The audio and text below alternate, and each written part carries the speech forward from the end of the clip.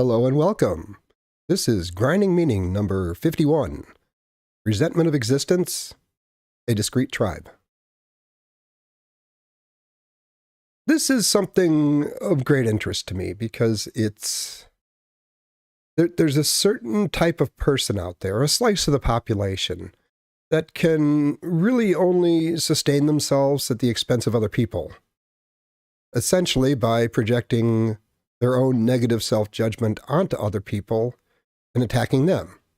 In essence, punishing other people for their own sin. I will get into a little bit more about how this is a discrete or hidden tribe, but the three contexts I'm going to be looking at are toxicity in gaming, road rage, and the outraged Karen phenomenon. They're all essentially the same thing. These are people that really don't like themselves, and that's a really, really uncomfortable place to be. And it's my opinion that you basically, a part of yourself observes everything you do and judges yourself by the standards, by the unconscious standards that you would use to essentially judge other people.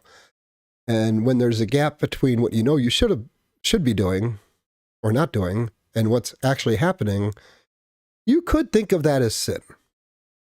So people will know that they're basically a piece of crap, but that's really uncomfortable. And you have two roads you can go down at that point. You can own your shit, try to be a better or at least a less bad person.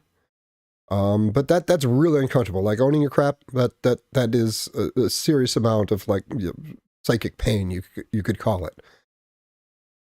The path that the underdeveloped person takes, and more in this world where it's easier and easier to get by, people are becoming less and less developed. Many don't reach maturity.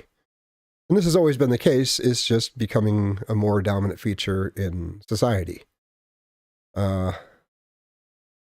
So the more common coping mechanism is you are not an angry person who is getting into conflicts all the time.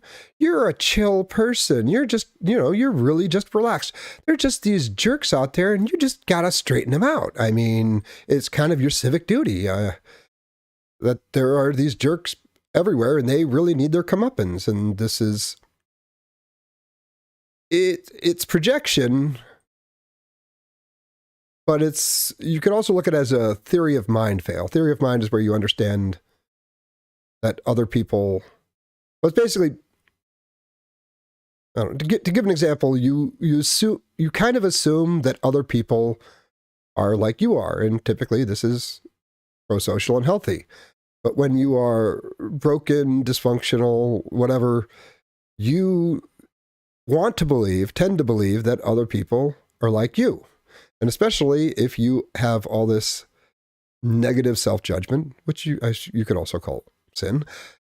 If you have all of this, that you need to find other people to project it onto and essentially punish other people for your sins. So you will go around in the world, you're just looking for contexts where you can justify lashing out at other people for what you have or haven't done. This does have diminishing returns, so people tend to escalate over time. This is also intrinsically tied in with status. And a lot of the times where you'll see videos of people just going over the top, things that tend to go viral, that person probably very recently ran into some reality about their status, because most people like to act like they're higher status than they are, and that typically is fairly normal. But if your self-image is very, very disconnected from what is actually going on, a reminder will set a person off. I had a work environment, and it's kind of cool being at the same place for so long that you can kind of observe the same people and watch the patterns play out. And there were a few people who would go around and basically look for someone that they could like socially dunk on. And there was a time when I was less socially adept, and coming into my own, I learned that, you know, if you basically spank these people, they look for easier targets. But the pattern I noticed is when someone would come to me or I'd see them go after somebody else, it was usually because they lost some status conflict very recently, and they're trying to get their mojo back, I guess you could say, by dunking. You know, it's the shit rolls downhill, you know, the old the president of a company gets it from the board. President gives it to his vice presidents. The vice presidents go down and crap all over their like district managers, and you know goes a couple levels down through middle management, and eventually, you know, the low level boss like chews out the workers, and one of the workers comes home and blows out his pipes on his wife, and his wife, you know, just lays into their son, and the son goes and kicks the dog. You know, it's like the shit rolls downhill is, you know, fairly apt analogy for how social aggression goes. Like each step along the way, somebody got knocked down a peg, and to try to reestablish their position in the hierarchy, they go and hit the person below them. So a lot of times when you see these situations of a Karen going nuts or a road rager just almost seemingly unprovoked, just going after somebody, or some gamer just losing his crap, there's probably something that happened outside of those contexts that really triggered the person, and they're trying to make the world make sense again. There's also a phenomenon of this tribe recognizing their own, but you only really see it in abstracted interactions. That would be online interactions or on the road. In person and somewhat on the road, other tribal affiliations will take precedent. The toxic gaming is something that is basically, I play a game called, I was going to play some background stuff here.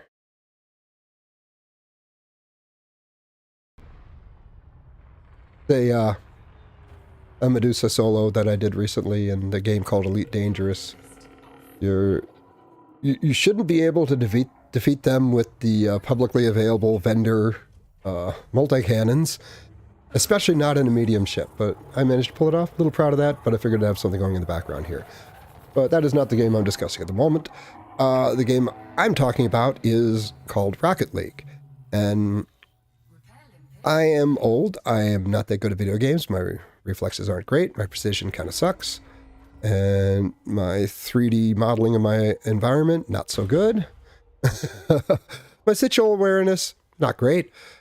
So the way most of my progress came in predicting what people are going to do and how people are going to respond to things that I'm doing. And as I got better at predicting what people are going to do, I noticed all these other patterns of behavior, to the point where typically if I'm in a game with someone who is, we'll call them, if they're in the hidden tribe, the discrete tribe, call them tribe toxic or team resentment of existence, I can spot that person usually within the first 10 or 15 seconds of the game. They will reveal themselves. Sometimes it's not till later. Sometimes they will be fairly normal, but then they will be unhappy with their performance in the game. And then, like I said, the status thing, like, if they realize that you're performing much better than they are, they can get triggered later in the game. But most of the time, just through simple things like how they do the opening kickoff and what, you know, how they approach certain things, I can spot them very early, and I'm like, okay, well, here's 4 minutes away, 4.5 minutes of just playing with somebody who's essentially throwing the game.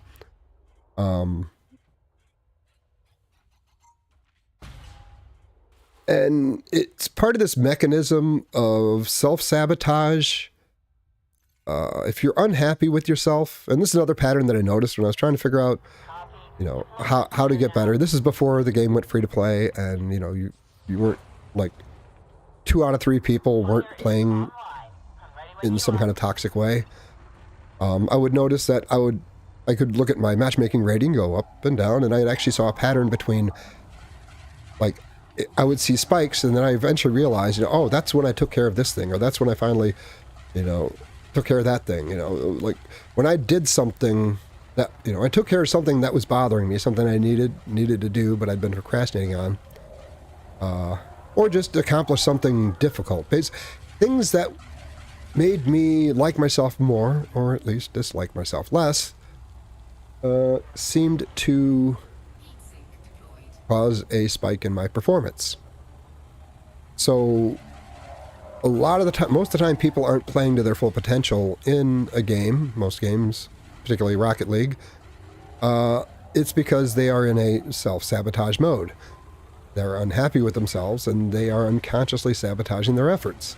This is not necessarily toxic, but when someone's playing like 2 full ranks below their actual skill, but pretending like it's normal, I would still say that's toxic, depending on the severity.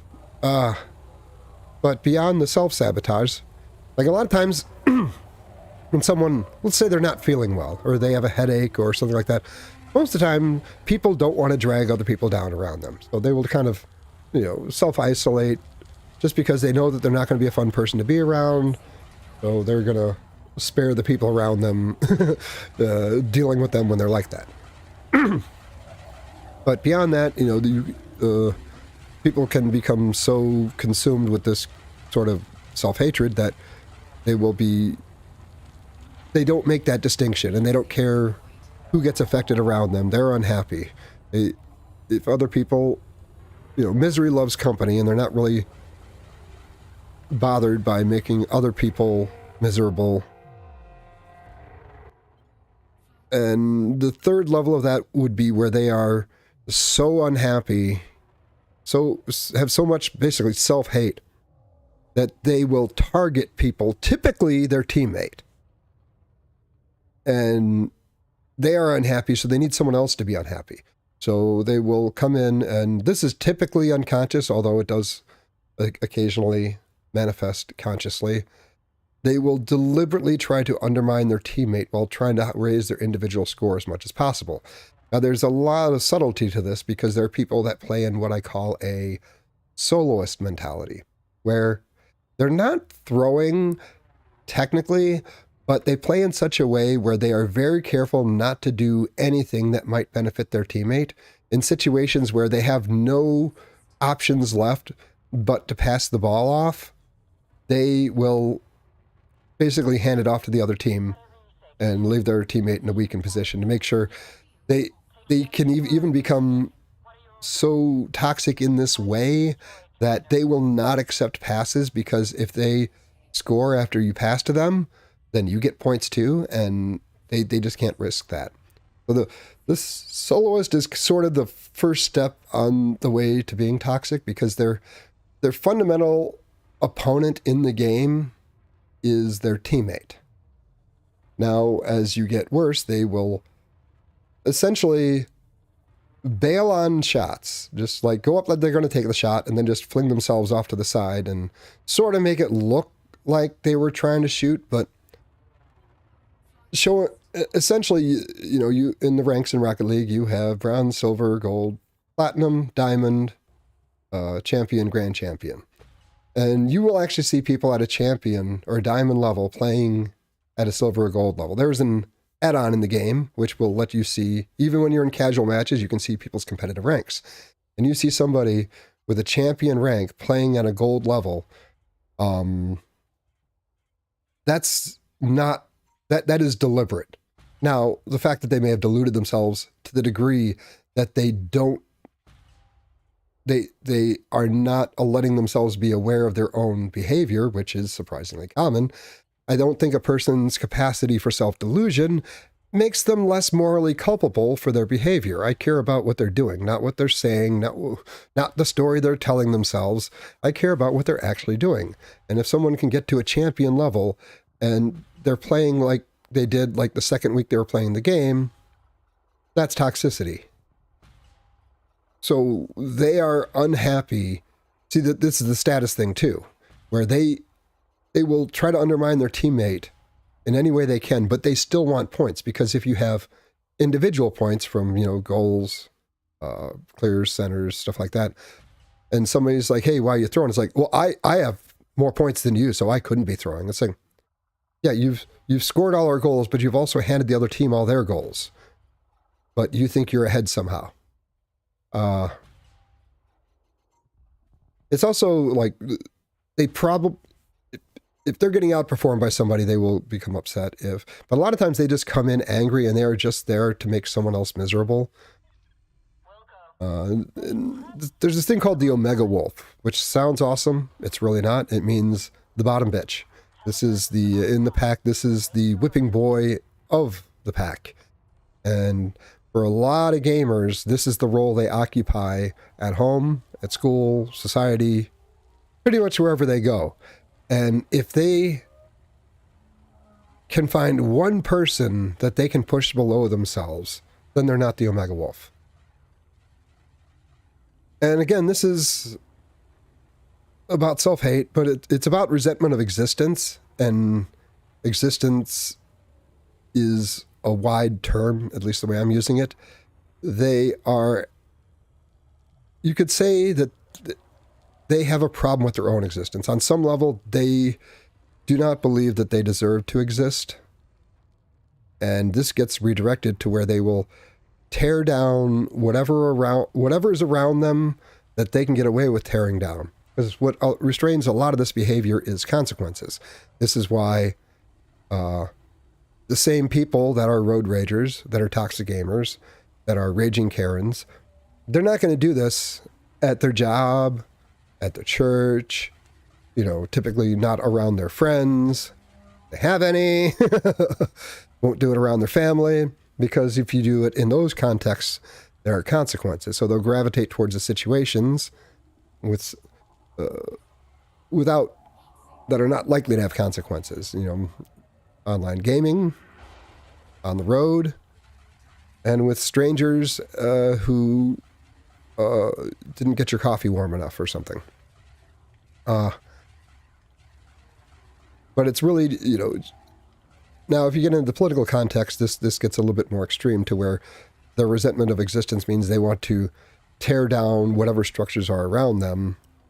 That could be the society, that could be social, religious, societal stuff. Let's see. I actually have an outline. I've almost looked at it. And one of the sad things in the gaming context, at least in Rocket League, is, oh, by the way, before I did the stream, I got a teammate, and he may not have been great, but it's like he had not been infected by the toxicity, the overwhelming toxicity of most of the gamers. It was really, really fun. We played like 8 games. We won every game. We were doing like complicated passes to each other, like we've been playing with each other for a while. And, the overwhelming, toxicity of the player base in general, boy, these cooperative players, they just stand out. They're like beacons of hope. It's like, it's stuff like that keeps me playing. I mean, it is like a psychology lab where I get to see all kinds of unusual, a psychology lab with unlimited subjects. And what I learn in one context teaches me about others, and I can take stuff from other contexts and apply it there. Typically, in road rage, there's this thing I'll call tactical blindness. This could be someone... okay, the person... You probably experienced this, where someone will just ride in your blind spot. Like, A lot of times when when I'm not on like highways, I will use cruise control just so I can be more objective about what I think other people are doing, because you know, unconsciously you might be speeding up or slowing down and not aware of it. So this phenomenon of someone just sitting in your blind spot, and you'll speed up a little bit and they'll speed up a little bit. You'll slow down a little bit, they'll slow down. They want to sit in your blind spot. And I thought at one time, I thought this was just like some kind of intimidation Gestapo thing. But what it is typically is they are angry at themselves, ostensibly, and they are looking for a justification to express aggression against someone else. And if they sit in enough blind spots, sooner or later, someone may check their mirrors or may not turn all the way and not realize they're there and start changing lanes. And then, oh my God, they cut me off. What a jerk. And they can get on their whole spiel, and they can just take all that negative self-judgment, put it on that other person, and have a moment of relief from their own, well, from their own self-assessment. And they are completely blind to this also. And I've ridden as passenger and watched people do this. And I've asked them, it's like, why do you keep sitting there? Oh, I wasn't paying attention, you know. And that's where the tactical blindness comes in. Also the people who just somehow forget to look before changing lanes. And I do watch a lot of the road rage videos, but there's only, most of the channels sensationalize it quite a bit. And there is one called Dashcam Lessons, where it seems to be higher quality. They're not just, I don't know. And it is really fascinating because a lot of people, and here's a maneuver I see so much. You're on the freeway, and there's going to be a thing on the right. You know, there's like an overpass and like a clover leaf, and you have 3 lanes, or, you know, and up here where cars are going to be getting off and going to be getting back on again. And for some reason, this person chooses to go into the far right lane, right where, you know, people are going to be merging and stuff. And then seem to try to line themselves up with a car that's trying to join. And then when that car is like, oh shoot, I got a car next to me. And then they speed up to like get in the gap in front of, oh my God, this jerk cut me off. It's like, why did you were in the far left lane and you moved to the middle lane, then you moved to the right lane, and then you seem to line yourself up so that to make it more difficult for people entering the road. And then when, you know, things get kind of tight and the person like, you know, steps on the gas and gets in front of you to merge, you generated this situation. It didn't have to be this way. You could have stayed in the left lane and just kept going. But like I was saying, they're seeking justification. And manufacturing situations. There is one video, and it's Old Grinding Meaning Stream. I played it at the end. And it's actually fascinating because you can actually see the person just oscillating between self-hate and projection of self-hate.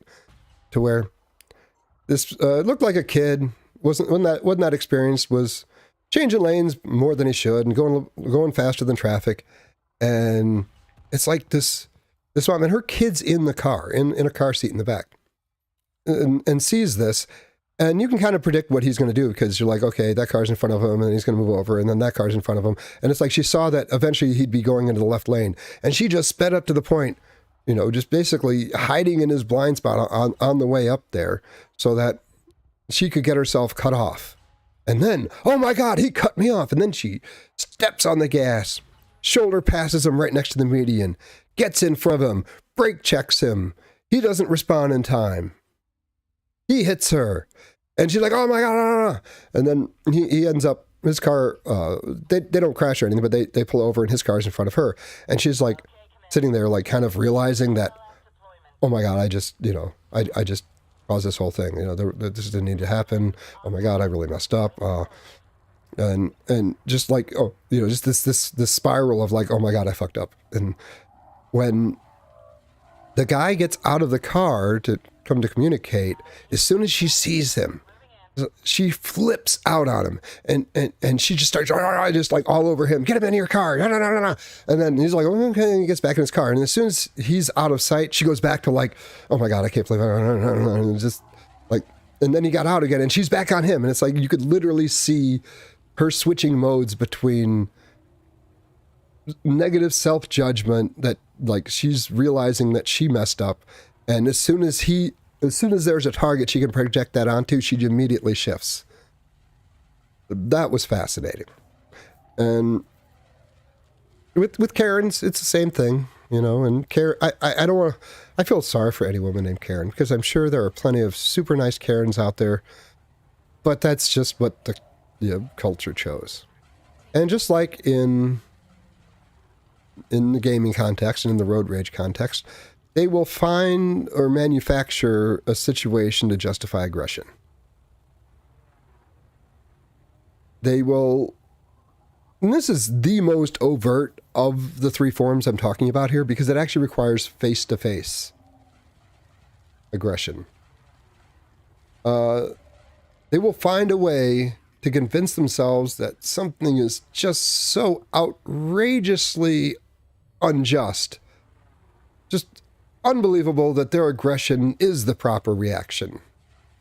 And you'll conscript bystanders into the roles you need them to play in your narrative. You'll ignore any facts or logic that threaten your justifications. And it's sort of the intermingling of self-hate, a delusional self-image, and a significant overestimation of your social status. But like I said earlier, a lot of times in these situations, they just experienced a serious reality check of their actual status, and they are looking for someone below them that they can blow their pipes out on, so they can feel like they are above somebody. It's the Omega Wolf thing. It's like, as long as you're above somebody, you're not the Omega Wolf. And somebody's got to be the Omega Wolf, but it's not going to be me.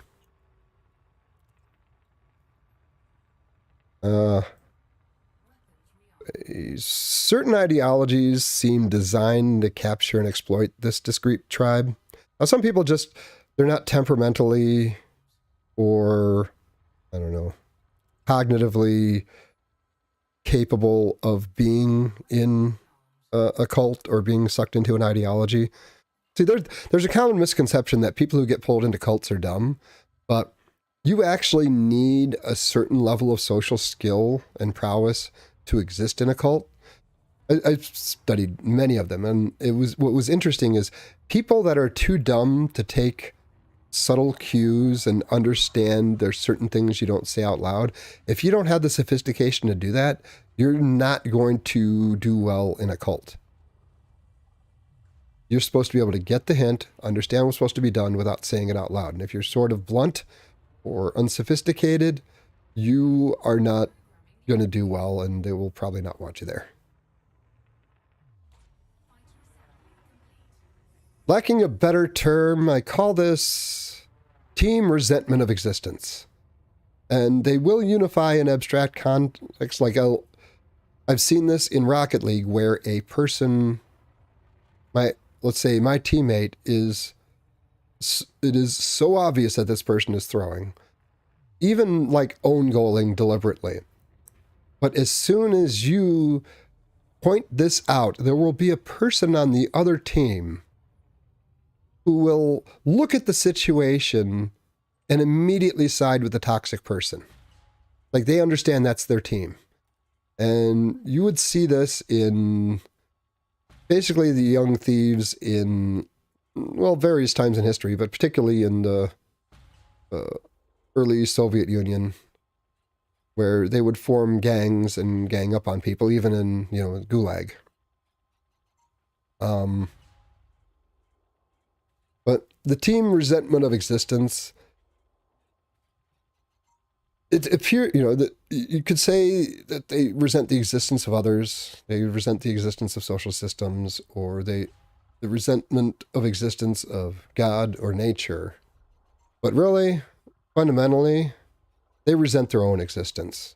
The rest is just sophisticated mechanisms for punishing others for their own sins. I'm the expert layman. You all Have a great day.